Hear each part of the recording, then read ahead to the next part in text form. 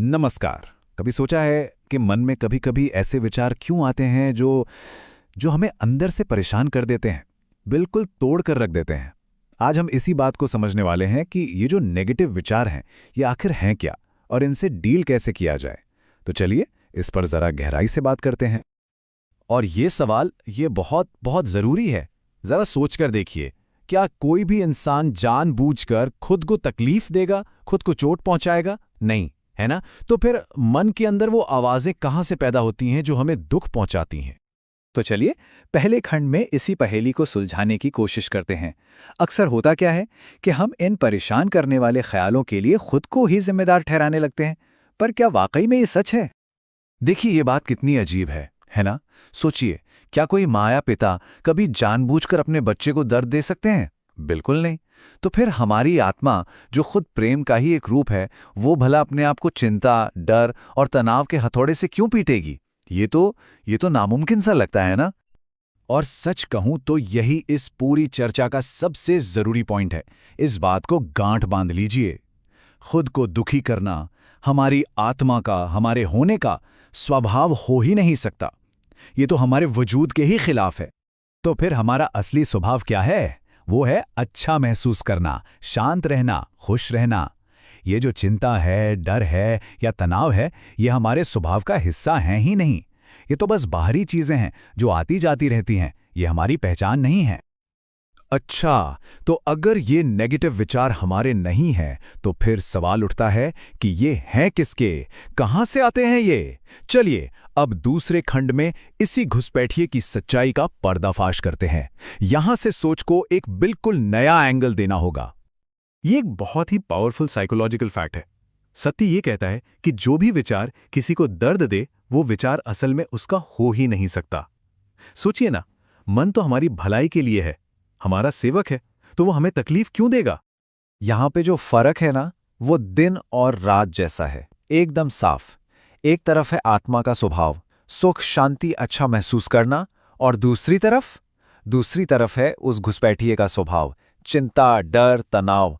ये दोनों तो एक दूसरे के एकदम उलट हैं, बिल्कुल ऑपोजिट। तो यहां से एक बिल्कुल नई समझ पैदा होती है। वो जो नेगेटिव विचार है, वो हमारा है ही नहीं।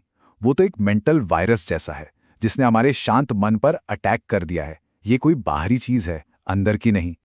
और जानते हैं असली प्रॉब्लम क्या है? असली प्रॉब्लम उस वायरस का आना नहीं है। असली प्रॉब्लम है हमारा उससे उलझ जाना। जब हम उस घुसपैठिए विचार को पकड़कर उसके बारे में ही सोचते रहते हैं, तब हम असल में उसे और ताकत दे देते हैं और फिर वो बोझ लगने लगता है। ठीक है, तो अब तक हमने प्रॉब्लम को तो अच्छे से पहचान लिया है। अब बात करते हैं सल्यूशन की। तो चलिए तीसरे खंड में सीखते हैं कि अपनी अंदर की ताकत को कैसे जगाया जाए और शांति का आदेश कैसे दिया जाए। आध्यात्मिक विज्ञान में एक बहुत सुंदर बात कही गई है। हमारा जो असली स्वभाव है ना, यानी अच्छा महसूस करना, वो एक बहुत पावरफुल मैग्नेट, एक चुंबक की तरह काम करता है। ये हर पल नेचुरली सुख को, शांति को और हर पॉजिटिव चीज को अपनी तरफ खींचता रहता है।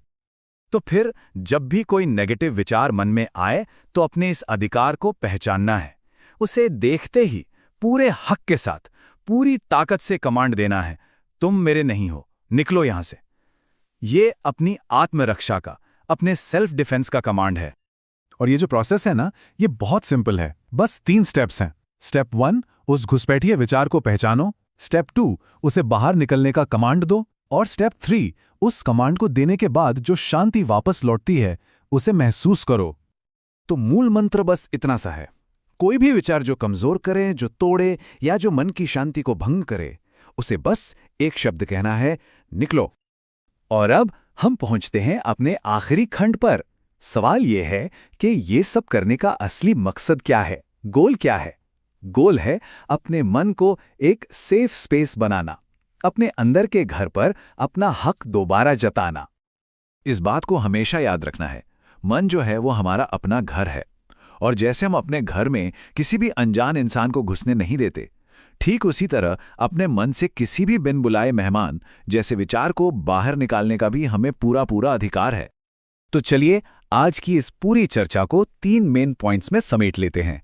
पहली बात, खुद को दुखी करना हमारा असली नेचर नहीं है। दूसरी बात, जो विचार दर्द दे वो हमारा नहीं, वो एक वायरस है। और तीसरी सबसे जरूरी बात, जो भी विचार हमें तोड़े उसे सीधे सीधे कहना है, निकलो। और आखिर में ये एक वादा है, एक प्रॉमिस।